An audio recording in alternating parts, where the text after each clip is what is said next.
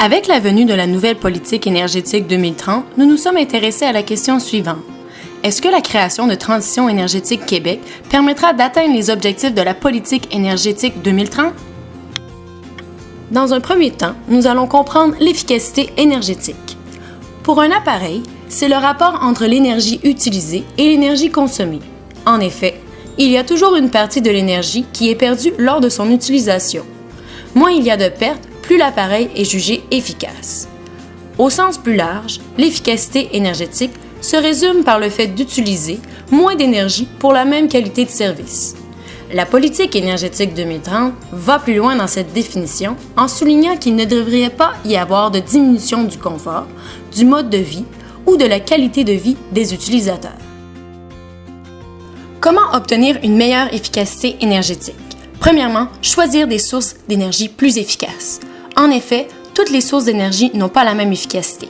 Par exemple, l'éthanol, un biocarburant, a un pouvoir calorifique inférieur à celui de l'essence. Choisir des équipements moins énergivores et permettant de faire des économies d'énergie. Plus la technologie avance, plus les équipements ont un meilleur rendement énergétique. Par exemple, les diodes électroluminescence sont 90% plus efficaces que les ampoules à incandescence, en plus d'avoir une durée de vie bien plus longue. Finalement, optimiser l'exploitation des ressources énergétiques.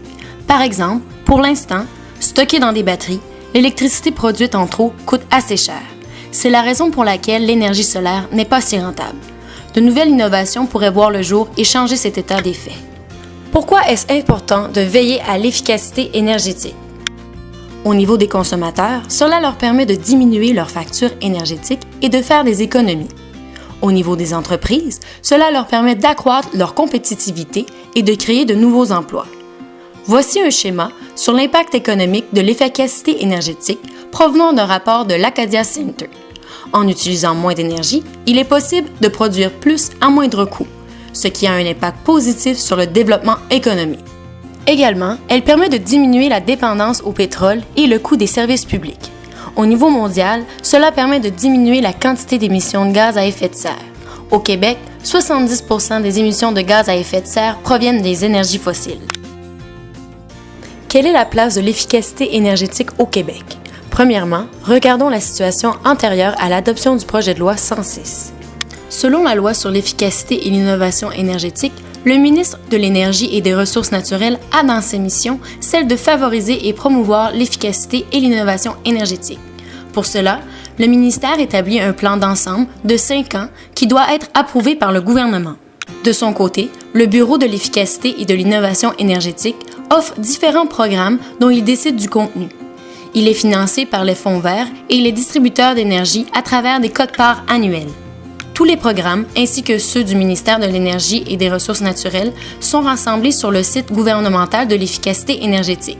Il est alors possible de choisir le programme le plus adapté selon le secteur concerné, l'organisme responsable du programme et de la forme d'énergie utilisée. Il s'agit principalement d'appuis financiers, de soutien technique, d'analyse de la consommation et de conseils.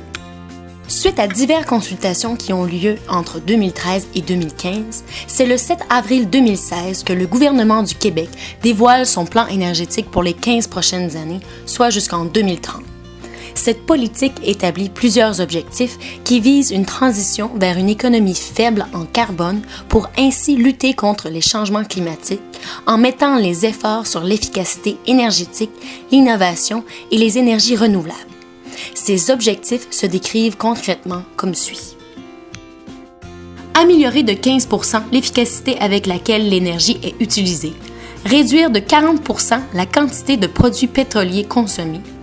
Éliminer l'utilisation de charbon thermique. Augmenter de 25% la production totale d'énergie renouvelable. Augmenter de 50% la production de bioénergie. Ainsi, ayant ces objectifs bien ambitieux dans sa mire pour les 15 prochaines années, le Québec aspire à devenir un chef de file nord-américain en ce qui concerne l'énergie renouvelable et l'efficacité énergétique. Pour donner suite à la politique énergétique 2030 du gouvernement du Québec, le 10 décembre 2016 a été sanctionné le projet de loi numéro 106, loi concernant la mise en œuvre de la politique énergétique 2030 et modifiant diverses dispositions législatives. Pour atteindre les différents objectifs que la politique énergétique se donne, ce projet de loi prévoit la création d'un organisme spécifiquement responsable de l'efficacité énergétique et de la transition énergétique, appelé Transition énergétique Québec. Celui-ci est institué par l'entremise de l'adoption de la loi sur la transition énergétique, cette dernière étant aussi créée par le même projet de loi. Cet organisme, personne morale mandataire de l'État, sera sous la responsabilité du ministre de l'Énergie et des Ressources naturelles. Celui-ci aura pour mission de soutenir, stimuler et promouvoir la transition, l'innovation et l'efficacité énergétique au Québec et d'en assurer une gouvernance intégrée. Elle coordonne ainsi la mise en œuvre de l'ensemble des programmes et des mesures nécessaires à l'atteinte des cibles en matière énergétique déterminées par le gouvernement et en assure le suivi. Ainsi, en créant un organisme, le gouvernement du Québec espère obtenir une meilleure cohérence et synergie entre les différents plans d'intervention des distributeurs d'énergie. Dans le cadre de sa mission, Transition énergétique pourra agir de différentes manières. Entre autres, en soutenant la recherche et le développement dans le domaine énergétique, en établissant une liste de sujets de recherche à prioriser. Il pourra également offrir son soutien financier aux consommateurs et aux entreprises en collaborant avec divers investisseurs et institutions financières comme Investissement Québec afin de garantir la mise en œuvre des programmes et des mesures prévues au plan directeur.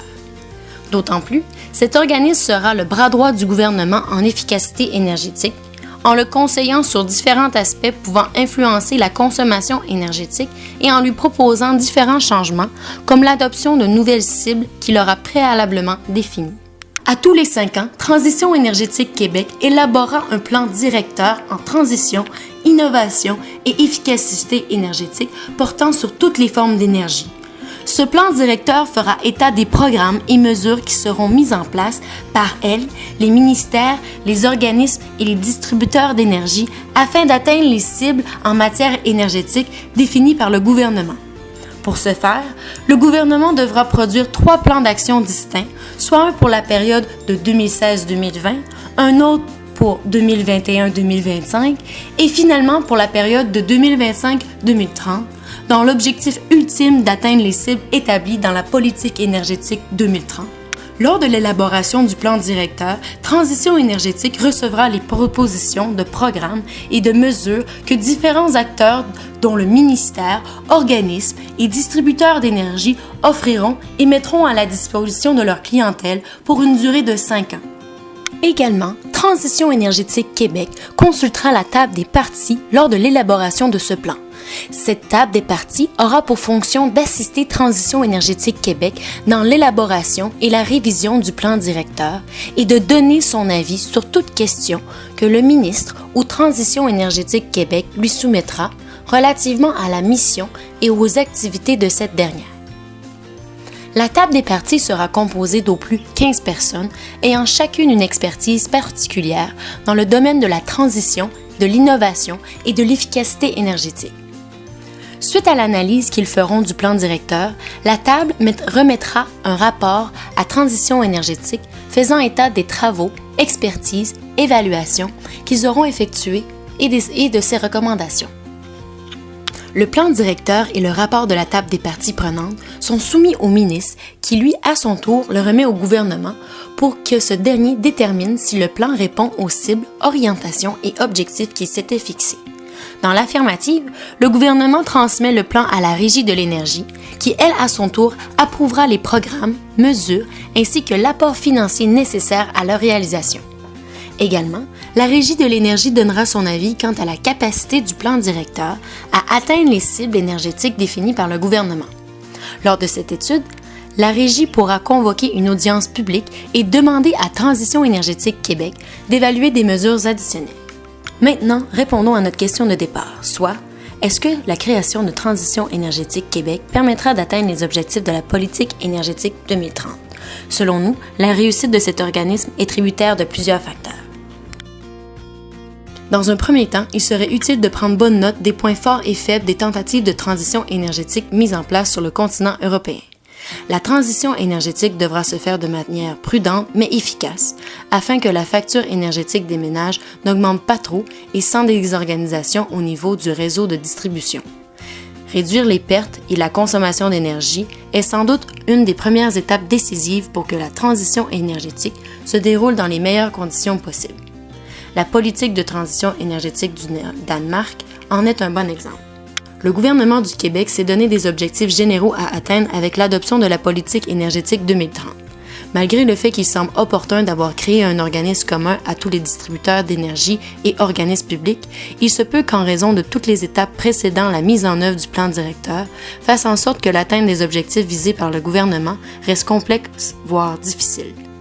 Pour arriver au niveau d'efficacité visé et atteindre les objectifs mis en place, il est essentiel que le système de gouvernance soit clair et simple. Les acteurs qui seront nommés dans les positions décisionnelles devront de plus être soigneusement choisis afin d'assurer que les bonnes décisions stratégiques soient prises afin de faire en sorte que les avantages de la politique soient réels plus que théoriques. Il semble promoteur de voir que Transition énergétique Québec, par la possibilité de forcer les acteurs de l'industrie à payer les factures de la mise en place des mesures et programmes exigés par le plan directeur de la politique énergétique, pourra encourager, voire assurer qu'ils soient mis en place et non ignorés par ces derniers. Il reste cependant que l'efficacité réelle de la transition énergétique pour protéger la mise en place du plan directeur restera tributaire des ressources financières et législatives qui seront mises à sa disposition. Le financement via le Fonds vert et le Fonds de transition énergétique, ainsi que par des quotes-parts provenant des distributeurs d'énergie, apparaît selon nous fort promoteur.